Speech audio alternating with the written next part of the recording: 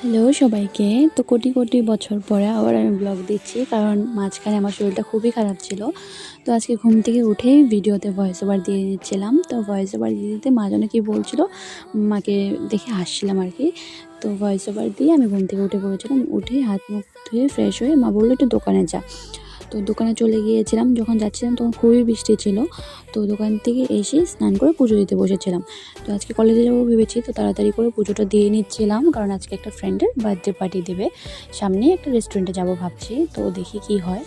তো আমি কলেজে যাওয়ার জন্য রেডি হয়ে যাচ্ছিলাম পুজো টুজো দিয়ে।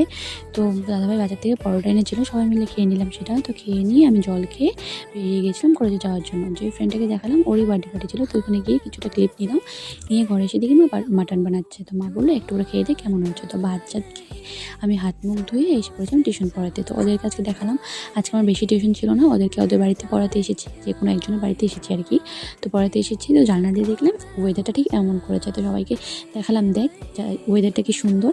আসলে এরকম ওয়েদার দেখলে আমার মনটা ফুরফুরে হয়ে যায়। তো ওয়েদারটা এনজয় করছিলাম, ওদেরকে পড়াচ্ছিলাম। পড়িয়ে টুড়ে যখন ঘরে আসলাম এসে দেখি কারেন্ট নেই। তো টেনশনে পড়ে গিয়েছিলাম, মানে মোবাইলও চার্জ ছিল না। তো তারপরে দেখি কারেন্ট এসেছে। কারেন্ট আসার পর ক্লাসটা কি সুন্দর, তাই না? That's it for today. ভালো লাগে লাইক